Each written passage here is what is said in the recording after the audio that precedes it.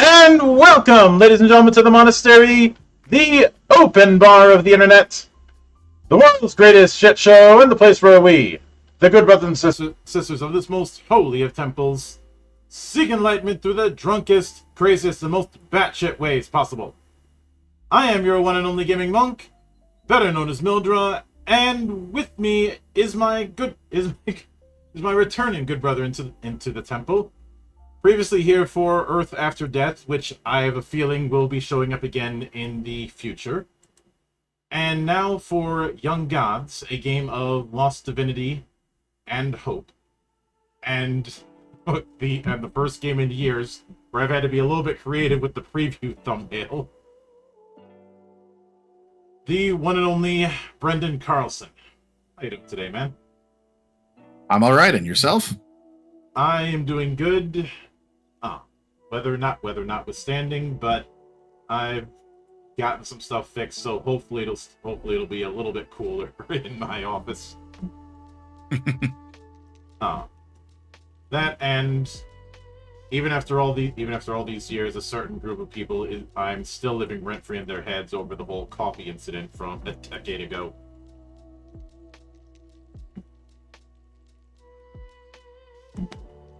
That's a long story. I've told it before. I'll give you the skinny later. But it's summed up as, do not challenge me in a prank war. Okay. But I think the first thing to get into is what prompted the idea of Young Gods. Was this something you had been kicking around for a while, or are its origins a bit more recent? I'd say it's been kicking around for quite a while. I'd say it began probably around the pandemic era, 2020, 2021. Originally, a friend of mine who's the co-developer on the game, we originally had an idea to do, we wanted to do a splat book for the Chronicles of Darkness line. We were originally going to call it Divinity the Usurped, and fit it into the wider world. It was only after doing some serious investigation that they informed me that the game line was done and that they were not going to be licensing out the system any further. And so with that in mind, I said, well, they're moving on to the story path system, which it's got its merits, I have to say, but there's a part of me that would deeply miss the Chronicles of Darkness system. I think it did a lot of things good and a lot of other things perfect. So I told myself that I wanted to make something, the blackjack and hookers version. So I took a lot of inspiration, but added my own spin onto it. I changed mechanics, changed dice, changed a lot of how the language was presented, and developed it and evolved it into the new system that Young Gods is running on, which I call the folklore system. Yeah, and we'll definitely get into that, but I want to kind of set the stage in a sense. So I will admit that when it comes to the story path system and the like, a lot of it I ended up skimming over because, and this may sound a bit petty, I was not all that pleased with what happened with Exalted 3rd Edition. There's a bunch of reasons why, but I can summarize it as missing the point. I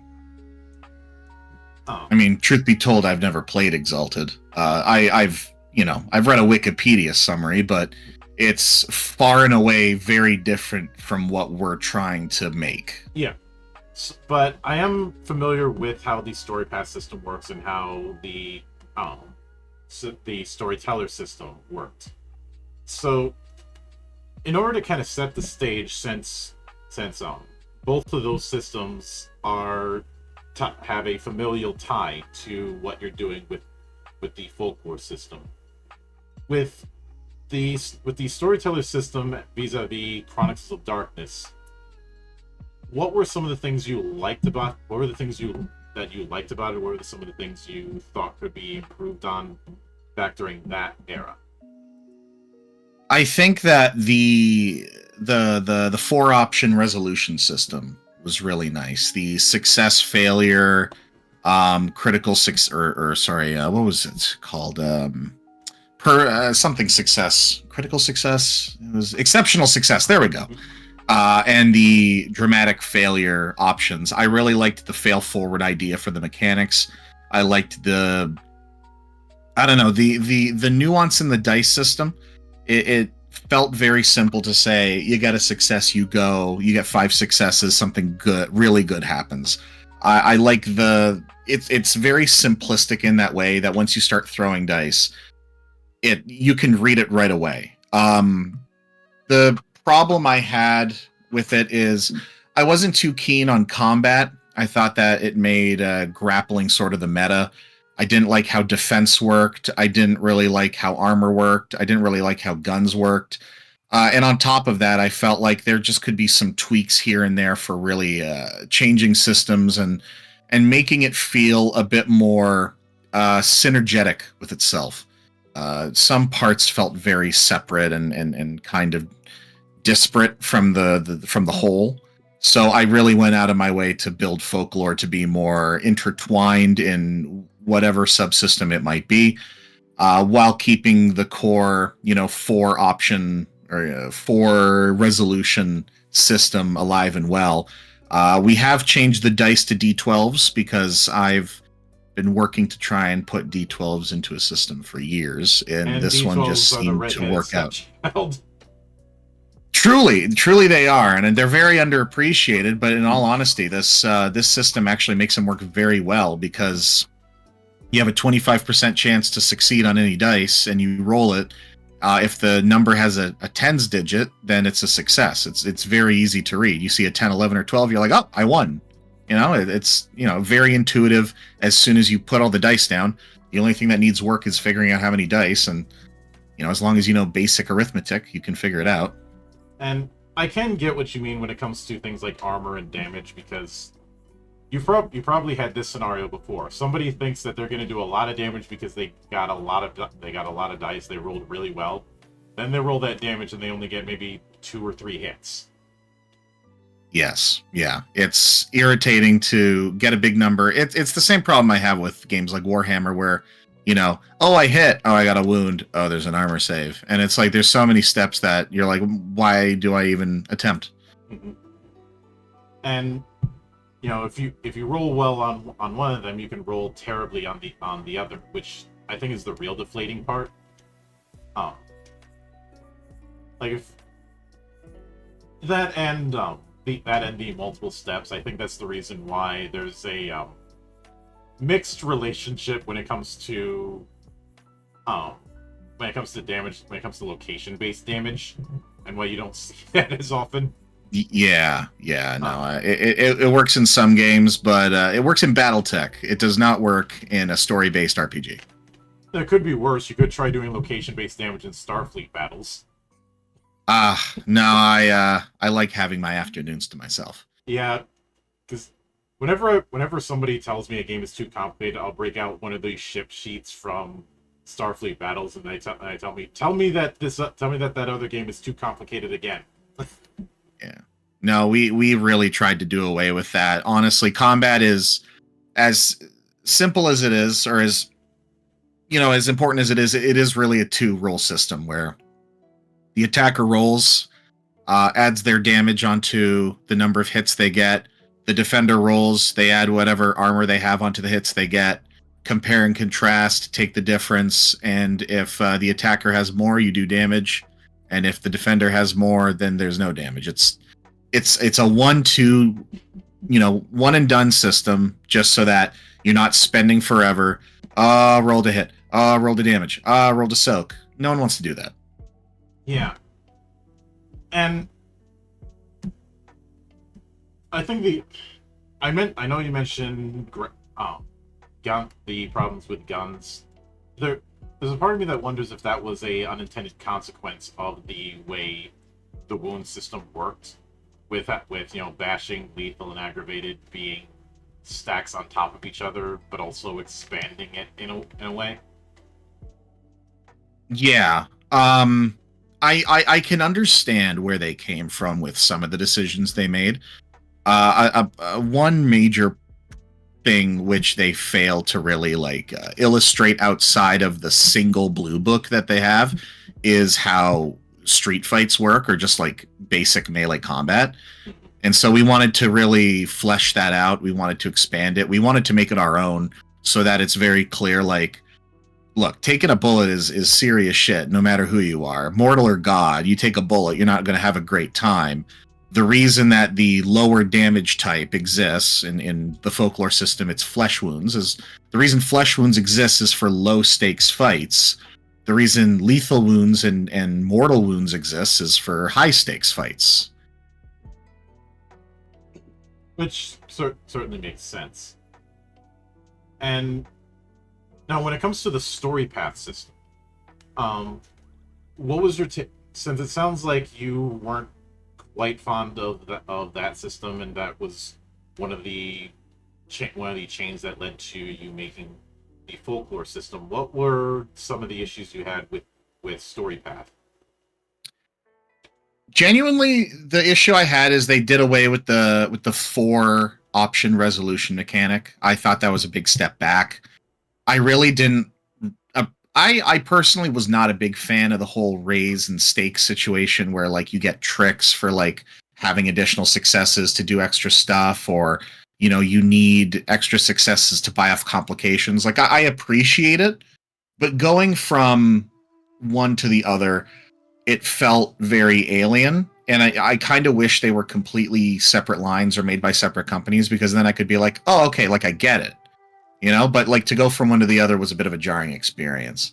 If I can say the only thing I took away from the story path system, I will shamelessly say it comes directly from Aberrant with the collateral dice pool. Now, for those who haven't played Aberrant, which I have, but for the sake of those listening who haven't, explain the collateral dice pool and how you took it and possibly modified it. Sure. So, essentially, what it boils down to is every time a power is used by the superheroes or the Novas, whatever you want to call them in Aberrant, you slowly build up a collateral pool, which starts at 0 or 5, depending on the type of campaign you're running, and it triggers at 10. If you go above 10, you have to take a number of dice equal to the collateral collected, and for every hit that you roll, the DM gets to purchase negative effects to change the world around the players in order to punish them for the fact that they are not controlling their powers and just going haywire with them. Which certainly makes sense. I mean, you look at the fight scene in any superhero flick, whether it be big screen or small screen, and the place is getting trashed. Even in comics, the place is getting trashed. And when you're dealing with demigods becoming gods, you kind of have that same setup. Exactly. We have it in the miracle system. We call it dissonance instead. It's the rubber band effect of having to constantly change and fuck with reality, that eventually reality will have to snap back to place. The more powerful of a god you are, the more you can resist its rubber band, but eventually it does have to snap back no matter how far you pull it. Mm-hmm. And when it comes to the inspirational media that you listed, which I'm glad that those are in, because it's always nice to have that.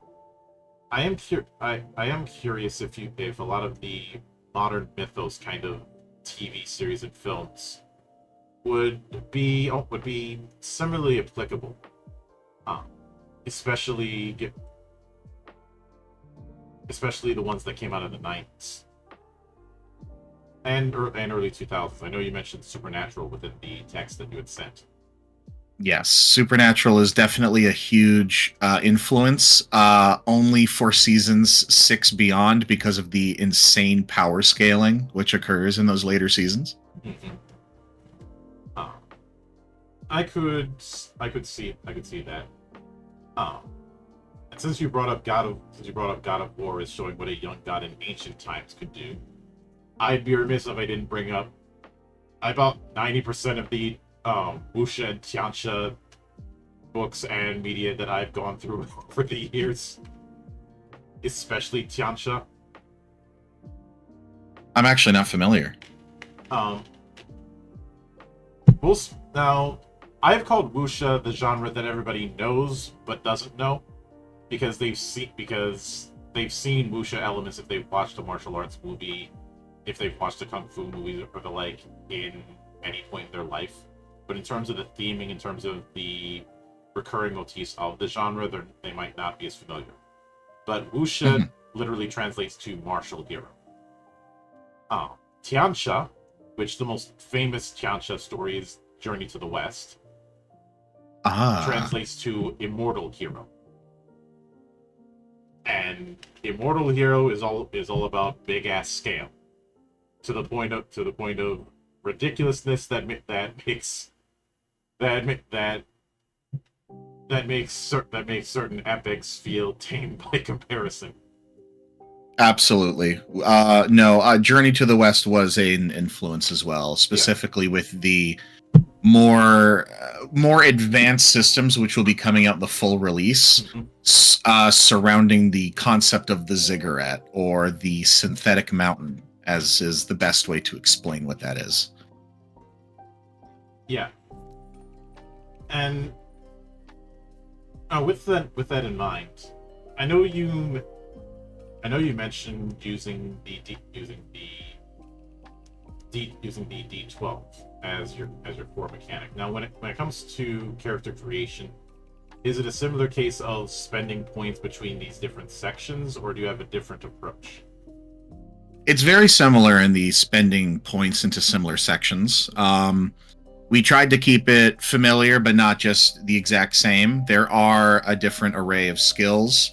The core attributes or characteristics, sorry, are very similar. However, we did wish to condense a number of skills into a few simpler options so that it's not just, superfluous when you're choosing to do, I don't know, intimidation instead of X, Y, or Z. Like we wanted to make sure that there was plenty of skill options, but there just wasn't so many that you're like, what am I doing wasting my time putting it in here? So it is a very full point buy system. There's a lot more synergy when it comes to needing a certain characteristic level or skill level in order to purchase talents, which are the additional merit-like increases.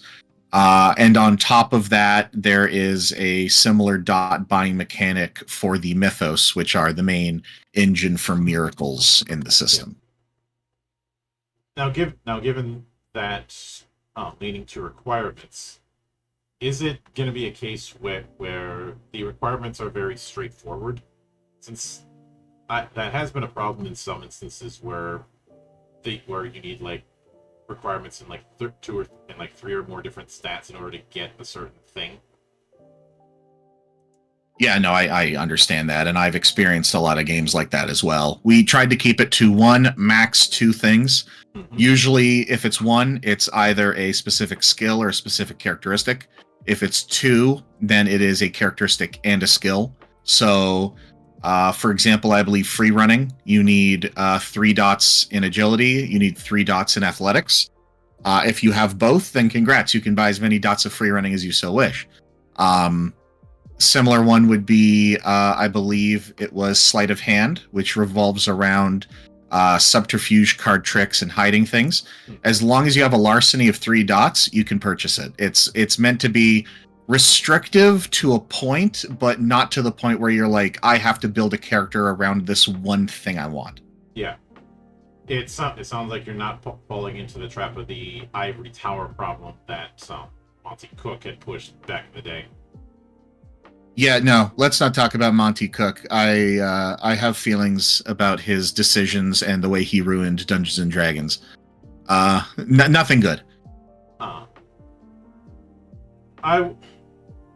I will simply say instead, given the motif of characters with godlike abilities, I'm curious if anyone's brought up the Scion trilogy to you guys at any point.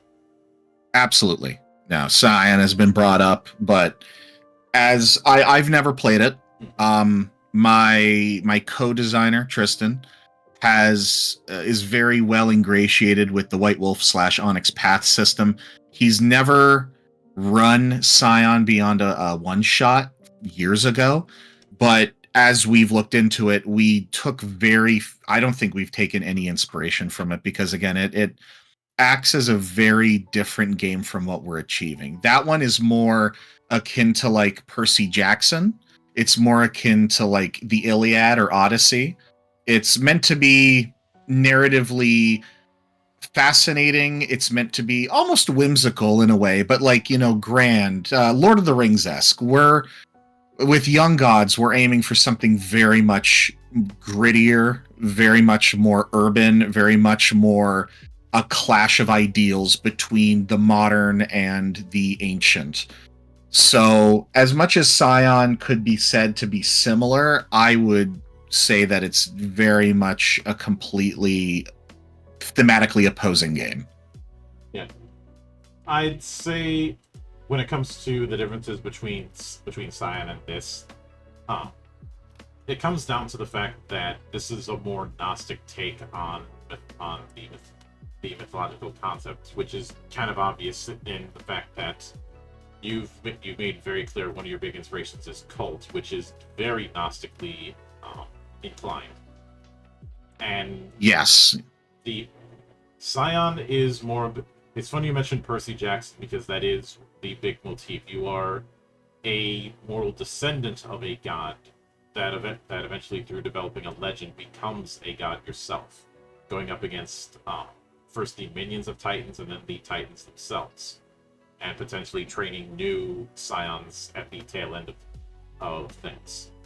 Whereas this is more about a god that's incarnated and gradually rediscovers that ability that they technically always have.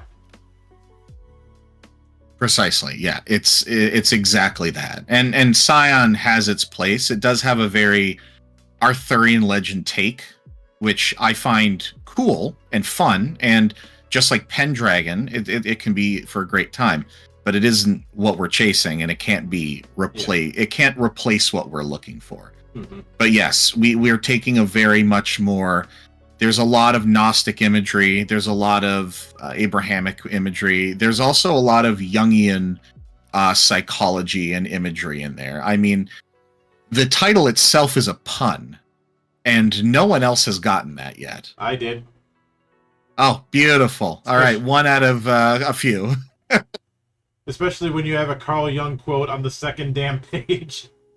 Well, some people are just a little bit thick. I can be that sometimes, so. Oh, well. There's thick, and then there's swimming in molasses. Oh, well. We all do it sometimes. I'm supposed to say that I'm not going to kink shame, but I'm not getting paid to not kink shame. Fair enough. But now I will note one of the things I'm curious about is when it comes to using the abilities. You have the whole thing with consequence when they're but are there But are there similar potential consequences to using godly abilities outside of combat as well as inside of it? Oh, the dissonance persists beyond combat. It's a constant ticking clock. It doesn't go away at the end of combat. It persists throughout every scene, throughout every session. There's very specific rules stating that dissonance goes down by 1 in each new scene. If there's a major time skip, it's assumed to go down to 0, but it's something you're always going to have to contend with. The rubber band of a dissonance trigger is not an if, it's always going to be a when, unless you are a scale 10 god, and you are not. And you won't be for a long, long time, or if I've designed the game right, you never will be. Yeah. When it comes to that ticking clock, is that also to ensure that people don't play too conservative with their abilities?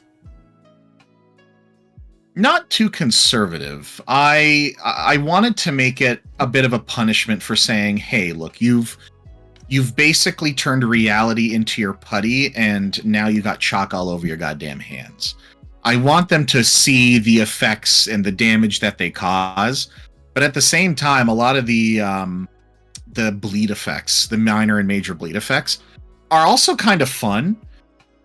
If you get an antagonist as well, because the narrator can roll for miracles cast by pagans, usurpers, and many other types of adversaries.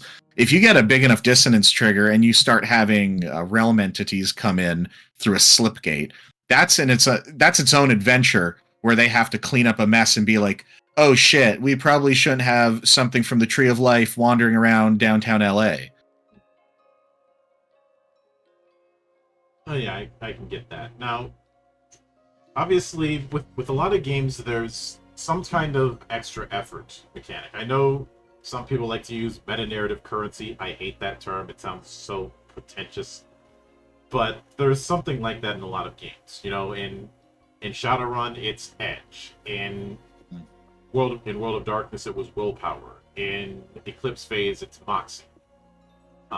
Do you some sort of limited use pool that you can use to give yourself a bit of a boost on a die roll, but you can only do that so often? Do you Yes, have anything like that within Young Gods? we absolutely do. It is called Determination. Not meant to be an Undertale reference, but nevertheless, it's been made to me by playtesters. Determination is your classic. If you spend it, then you get bonus dice or bonus defense in combat, and it also acts as your overall health within social combat situations. Social combat was something that I felt was underutilized in Vampire 5th Edition, actually. And so I wanted to take the concepts, put a spin on it, and inject it with my own flavor to help it synergize with the other systems present in the system. Mm-hmm. And when it comes, I can definitely see that, and I also see that you have a system for mysteries, because if you're bringing up supernatural, then an investigative phase is going to be inevitable. And Absolutely.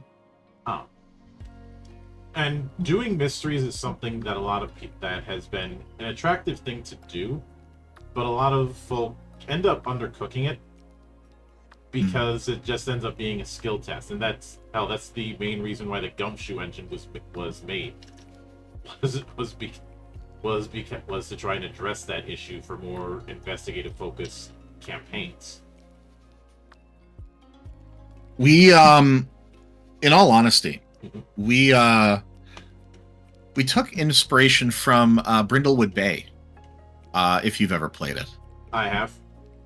I really liked the final mechanic where you have to take the clues that you've collected throughout the investigation, and you have to add them up to overcome the certain penalty difficulty in order to roll that many dice to see if you have a resolution. Mm-hmm. I wanted to implement something similar to that, but without the individual clues as the dice pool. Mysteries really surround the fact that there is a central thing going on. the narrator can create clues which can kind of direct the players where they go. Like these are major like linchpin clues. Of course, they can create however many they need to kind of help direct the investigation further. But as you collect better and better clues, you will start racking them up to the point where if you think you're on the right track, then they will give you a large bonus to your final conclusion roll to determine the root of the mystery and the answer you're looking for. But on the other hand, if you're way off base, and if you are in a mystery and way off base, you take a large negative. If you find enough damning clues, then that bonus could be enough to push the roll into success, and you realize the error of your ways and go, oh, that's where it's supposed to go. So we wanted to kind of cut in the middle between a roll, but also a kind of free-form narrative event. Yeah.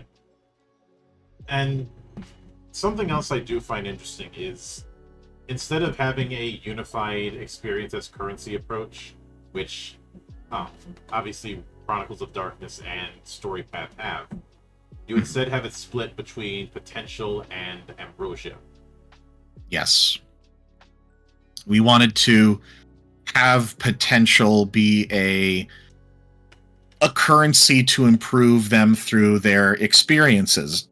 That's why the nomenclature is each event, each moment of learning something, each catastrophe that they experience gives experience. It allows them to be like, you're not learning till you're wrong. And with enough experience, you have the potential to change yourself. Whereas ambrosia acts not just as an experiential currency, but as a physical thing which can be taken from the world. It can be gifted to you by other deities. It can be found in forgotten vaults or ancient tombs. It's meant to be halfway between a physical item in the world and also the meta currency that kind of blends between systems and narrative, which I thought was neat, at least. And I do remember you mentioning earlier having some issues with how health works, and we've talked about that. And I think one of the main things I noticed looking at the way you have states of health is there isn't the escalating penalty in the same way. Instead, it's just a unified track, and those -1 and -3 penalties only happen when the whole thing's marked. Yeah, we didn't want to bog it down with saying like, oh, you got to keep track of like this many boxes. Like, we're trying to make something complex but smooth. We want there to be variety, a lot of rules to complement narrative play, but we didn't want it to be like everyone and their mother has to sit down and have like a 30-minute session on basic algebra. So filling the tracks gives you certain negatives. Yeah, didn't want to deal with the simulationism issue. Yes, yeah. We wanted to say just, if you fill the certain tracks with a certain type of wound, you take penalties. Otherwise, business as usual, unless you take a mortal wound in which you begin dying under certain circumstances. And we wanted to be very clear in the states of health section what it's like to heal as a mortal, a gifted mortal, and an immortal, because that will help not only the players experience their basic character becoming harder to kill, but also it allows the narrator to build more complex NPCs and make them heal differently depending. Which I can get that. Now, since you have a bit of a thing on special attacks, and that includes things like grappling, you mentioned earlier you didn't care for grappling being too big of a meta. In say Chronicles of Darkness, could you go into what you mean by that and how you addressed that with the folklore system? So in the original Chronicles of Darkness, the defense stat acts as a total negative to someone's attack. So if you have 5 dice to attack and someone has a defense of 4, that means you have a dice penalty of 4, which means you're rolling a single dice to do damage. I understand the purpose of that. It's kind of harder to deal with that. But in effect, what that's done is force players who want to actually deal damage to go one of two routes. A, get a gun and bypass that, or B, enter a grapple, because in a grapple, you either have the defense or you completely remove it entirely. And so I remember running a campaign of Demon where one character who was playing just a normal human would grapple as many people as he could, and I'd be like, oh shit, he has no defense. And then he'd kick the shit out of them. And he'd be like, yeah, I win every time. And so, but if he were to go up in a straight one-on-one fight, he'd be like, I have 6 dice. I'm like, I have defensive 8. He's like, why do I even try? So we wanted to avoid that by having defense act as a defensive dice pool in that sense, not only against melee attacks, but ranged attacks as well. It's your ability to get the heck out of the way. But for grappling, we wanted it to be a more dynamic thing beyond just like, I have to grapple or I will not win this fight. And around that, we've used the build statistic as a major influence, where comparing two entities' builds allows you to determine if there's a major bonus. Like if there's a bigger guy, he's going to have an easier time like grappling someone, throwing them around. And on the flip side, a smaller person is going to have a harder time, pushing someone, trying to, pin them down. We wanted to add more dynamics and not just make it the only option which will do the work.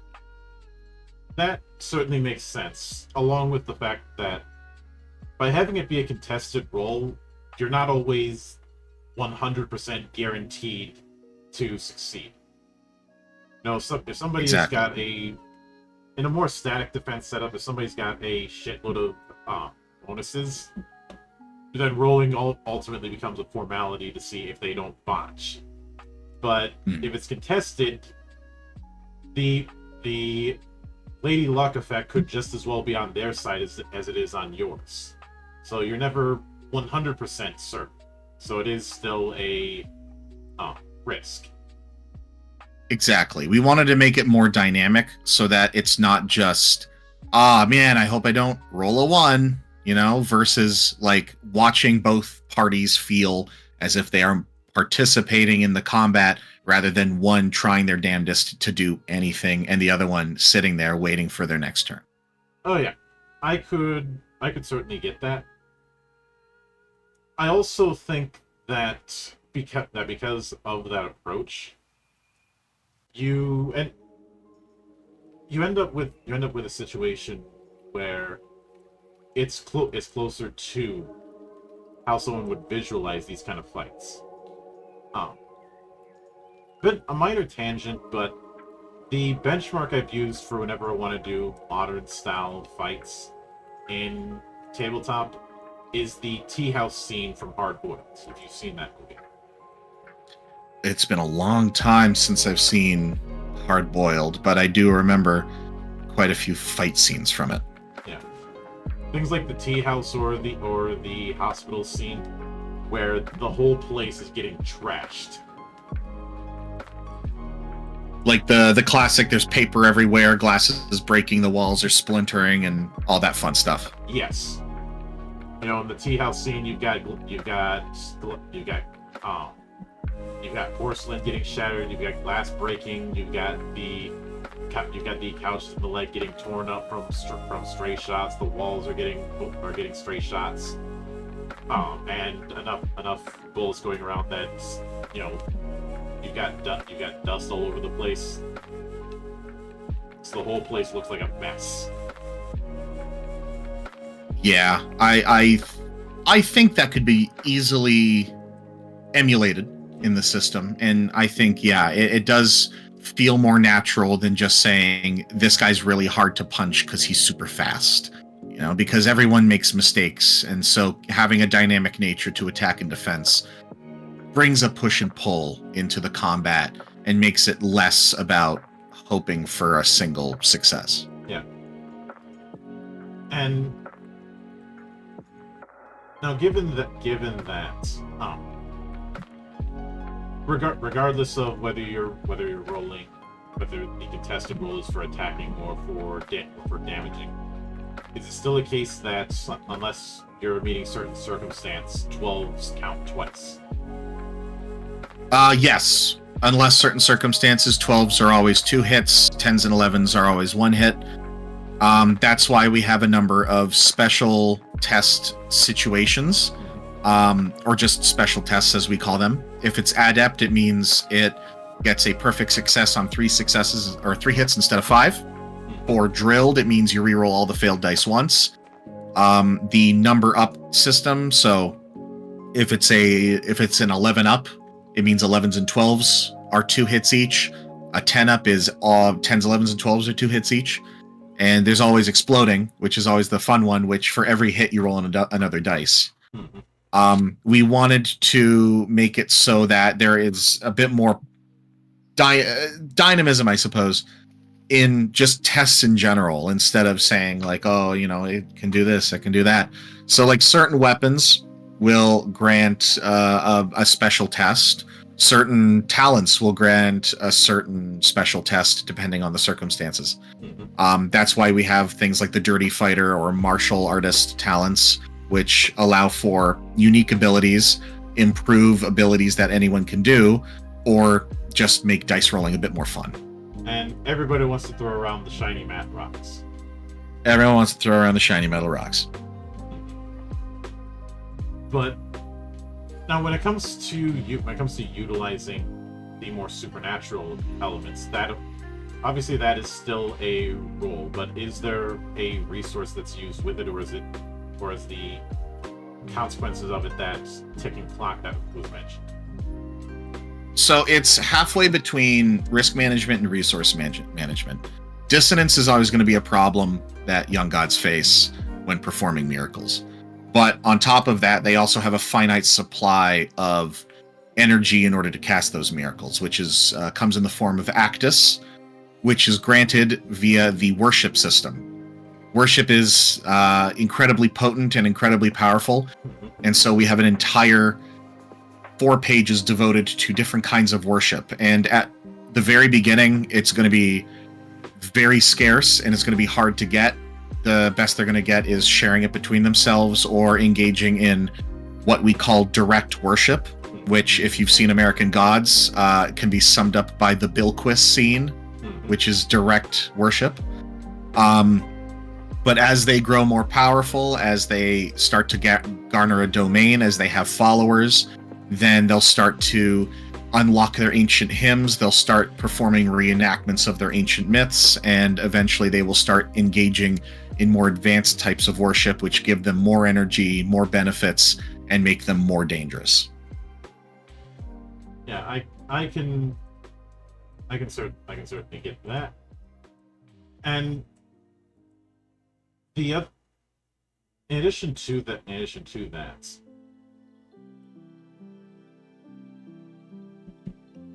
I'm suddenly reminded of one of the few Discworld stories that I've been bullying to be accepted into the Christmas canon. Have you ever seen or read Hogfather Knight? I have, yes. Gods in the Discworld universe, for them, belief is literally food. And Teotami's scheme to try and assassinate the Hogfather is by using contagious magic on all the teeth that the Tooth Fairies collected to get people to stop believing in the Hogfather. Since less belief means they get weaker and go into decline. Yeah. Sorry, you were saying? You kind of have that in a certain extent, not obviously not as literal, but it is still there. Yes, with worship withdrawal, which is a major problem if the characters grow more powerful. If they get above a certain power ranking, they will start to actually have physical addict-like symptoms, as if they have not fed or have not smoked or have not had a hit of a drug. And that will cause them to have worship withdrawal to the point where they are less capable performing miracles because they're not getting the necessary power and worship they deserve / need / require. Which I can certainly get. And I'm guessing that it's that the way miracles are going to work is built around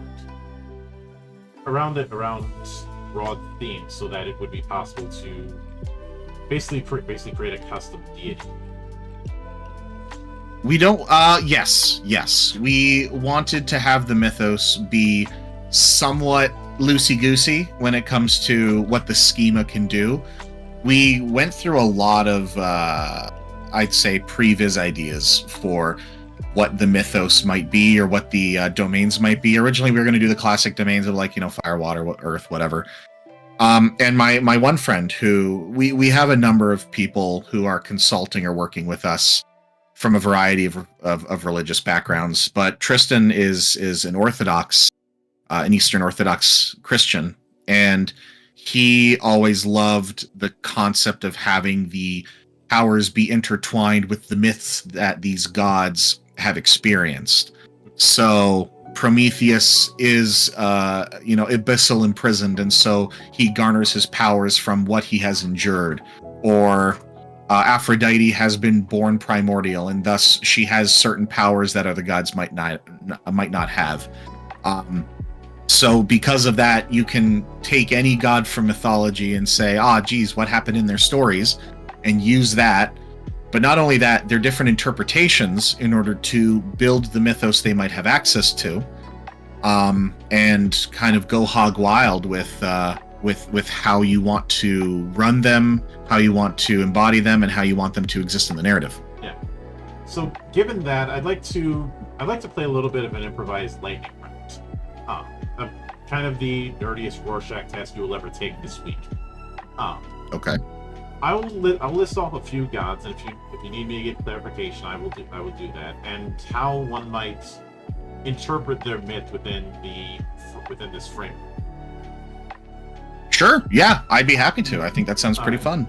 So I'll start with Tyr. The Norse god of war who gave up his hand so that Fenris could be bound. Good old Tyr. He's never done anything wrong, I promise. Oh, I'm trying to think. He is born of not giants, but gods. I would say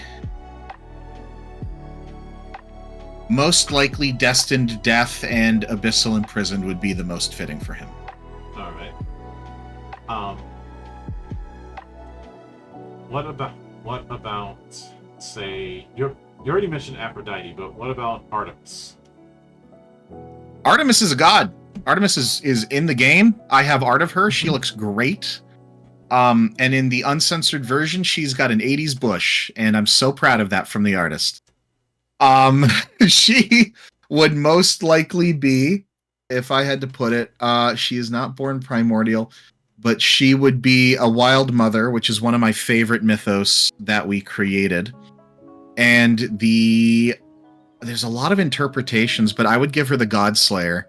I feel like that would fit her more huntress energy in order to have that mythos. But again, there's so many interpretations of her, especially when you cross over to the Roman side of things, that can very easily be replaced. So, what about, say, Baron Samedi? Baron Samedi. Oh, sorry, I'm just thinking about the Black Hole VHS game. You just had me have like a brain blast moment where I lived the past. Baron Samedi. He is odd. Ooh. Underworld Walker for certain. That makes the most sense. You know what? That could go a lot of different ways with how you would interpret him. So I think it could very well fit as well, depending on the myth, honestly. Could be Destined Death, could have Godslayer. Yeah, that's what I would say. I think that fits as well. Yeah.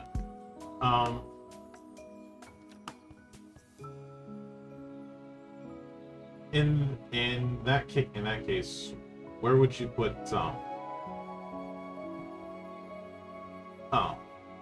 Tezcatlipoca? I'm sorry, which one's that? Um, I'm pretty sure I butchered the pronunciation. In my defense, I'm not fluent in Atlan, so work with me. But Tezcatlipoca is one of the central Aztec deities, representing the night sky, hurricanes, obsidian, and conflict.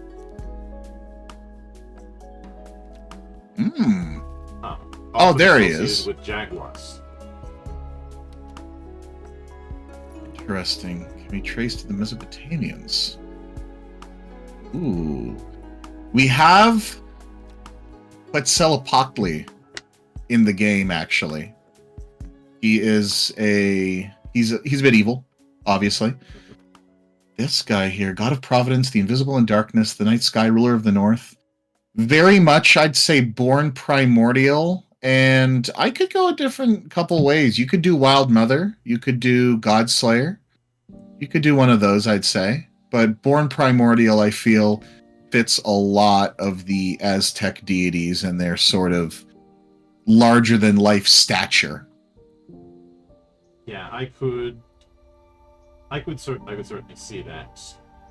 To take a more Egyptian route, where would you put, say, Thoth? Ooh, my main man. I haven't heard that name in a fortnight. Thoth. Wasn't he the Forgotten One? Or was that Horus? Which one vanished and then came back? No, there was Thoth Hermes. Yeah, Thoth Hermes. Mm-hmm. He got incorporated into the Greeks, right? Mm-hmm. One of the two deities who stood on either side of Ra's solar bark. Ooh, okay.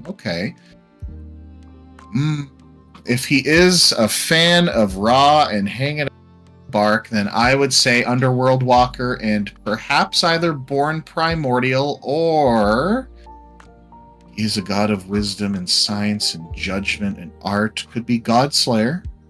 Could be that, or could be Born Primordial. There's many different interpretations you can take with him. Mm-hmm. Yeah, I could certainly see that. And I suppose I should lean a little bit further east. This one might be a bit tricky, but how would you put Shiva? Shiva, my beloved. Yes. She is not in the game, in quotations, yet. We still have a couple holes that we have to fit. E. Would the Destroyer be? Definitely Godslayer. That makes the most sense. But I mean, it is also Shiva, who is one of the big three, so I would imagine Born Primordial would fit the most. But as well, you could very easily slot in Wild Mother into one of those as well.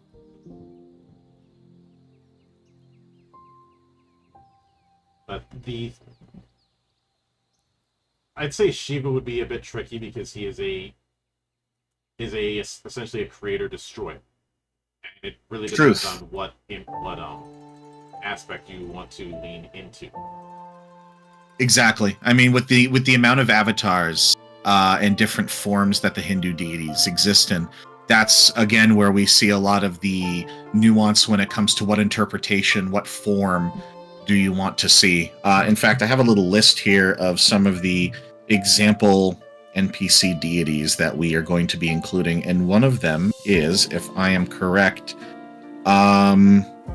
Mohini, which, if I was correct, is a avatar of Shiva. Yes. Now, it is the only female avatar. Yes. Yeah. To lean a little bit further east, where would you put in, say, Pachima? Ooh. I am unfamiliar. Buddhist deity of Japanese religion. Oh, that's the thing. The Japanese gods were always sort of, how would I say it? With animism and everything with the Japanese gods, it was always so kind of, it's hard to separate them from being all primordial because of their just general kind of incorporeal nature and the energy that they all carry. Mhm. There is certainly that, and because I'd say because of that, a lot of it would probably lean into something like Born Primordial. Absolutely. I think most of them would, with minor differences between them. I feel like the Japanese gods would exist very similar to one another in their abilities, which can actually, if you were to go that route with creating characters, would add a lot of synergy in allowing all of them to work together to kind of fill each other's holes and needs with one another. Could be honestly a good Pantheon idea. Another Pantheon idea you could have is having all of Odin's 72 different incarnations in the same group, but I feel like that'd be a little bit overkill. The only time I'd really do that is if I'm intentionally doing a passion play like design a la Ars Magica. And even Yes. then, it would be an absolute nightmare. So I would probably just focus on a few of them being controlled by the PCs and all the other ones are NPCs. Plus the fact that Odin would probably go out of his way to kill himself knowing his, general fickleness. Like, if I was to do that, I'd probably just have a bunch of bastard children of Zeus, because, let's be honest, there's no shortage of that. Yep, honestly, flip coin. There we go. We do also have rules that we are currently building for demigods, which are going to be significantly less powerful, but have certain benefits and bonuses that young gods will either not have access to or have limited access to.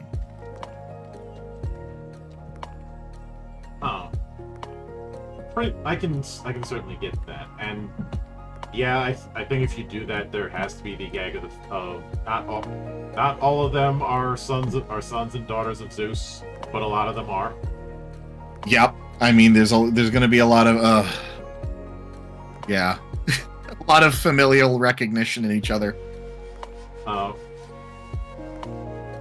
Which there's a small part of me that wants to commission someone to make a short comic of a deity version of Family Feud. just for the sheer shenanigans. If you want it cheaper, you can always ask an artist, or sorry, a writer. Have a little novella. Yeah, I may consider it if I have enough alcohol in my system. Fair enough. Absolutely fair enough. But now, with that in mind, because of the distinct kind of game that this is going to be, I'm curious if you plan on, even if it's not in the core book, plan on writing like a sample adventure that could be used as a one-shot to introduce people to young gods. Absolutely. Chapter 8 of the book, we're calling Hedon City Stories. It's going to be a set of smaller investigation stories and just general kind of events which the characters can be involved with and experience together, centered within the sex club capital of North America, which is actually Toronto, and be centered around the strip club Eden, which was going to be run by an NPC young god who uses the area as a sort of we'll call it a safe house, safe zone, an Elysium, if you will. And so from there, they'll interact with different NPCs, hear different stories, mysteries, things that could be mundane, could be supernatural, and it'll give them a chance to really explore the wide world and give narrators a chance to really delve into like how to build a small and then larger campaign. Yeah, I can certainly get that. Now, with that in mind, are you planning on doing a full release in the future, or are you planning on doing a crowdfund in the immediate future? Yes. So this December, we're planning to launch a backer kit crowdfund. We're hoping to be able to afford the rest of the art and print in soft cover, just to be economical given the, current state of the economy. But of course, with stretch goals, we will be happy to move over to the hardcover zone of producing a hardcover book. My distributor and I talked about it, and honestly, D&D has unfairly raised the bar, saying every book has to be hardcover, when a lay flat soft cover will do just fine. There's going to be 2 books that are going to be crowdfunded. The first one is going to be the standard edition. It's the game you all know and love, everything we talked about and more, while a special edition called the Usurped Edition will be available, which will have some little hidden extras, bonuses, and fully uncensored art for all the people who are very interested in having it as a coffee table art book. So given some of the art, that would be a very interesting coffee table. I mean, if you recognize the artist, that just means you're a cultured gentleman. I mean, I do. And while I was tempted to share some of the art on stream, I also don't feel like playing with fire. Don't worry, they can find the art on the landing page. They can find it on the individual art Twitter page, and we will be sure to find other ways to kind of spread awareness, get people looking at it, and of course following the project and hoping to transition from gooner to game player. And putting aside the fact that I think the term gooner is overused, but what are you shooting for as far as the total page count? Like less than 200? Oh no, the pre-release is sitting at 158. That covers chapters 1 through 5. We need to add a chapter 6, which details how to create the ziggurat, which is the main antagonistic thing that the players are going to be dealing with. Chapter 7, which will outline NPCs and realm entities, and then chapter 8, which will encompass Hedon City stories. We're hoping for slightly under or slightly over 300, but that is entirely dependent on how much content we write, and I guess we'll see from there. Which 300 for a core book of this style, that I think is a fair size. I think so as well. And plus, we have ideas for future smaller supplements, whether it adds new mythos, new anointments, or just new styles of play. We already have those kind of cooking in the back of our heads, so that's something that we can definitely release to help support the game after a successful crowdfund. Oh yeah. And when the crowdfund does launch, I will update the links in the description here. Wonderful. Thank you very much. We appreciate it. But with that said, I do want to sincerely thank you for taking the time out of your schedule to come all the way over to my monastery and enjoy the madness that happens here. Of course. Thank you for having me. And anytime you see fit to return, the door is always open. As I often say around here, drinking is not mandatory, but it is encouraged. Next time I'll bring a Summersby. And, of course, a sincere thanks goes out to everyone who took the time out of their schedule to come onto the show and enjoy the madness. And there'll be plenty more where that came from, as there always is here, on the open bar of the internet. But until then, on behalf of the good brothers present and not present, my name is Mildra. I am your gaming monk. Stay fucking frosty, everybody.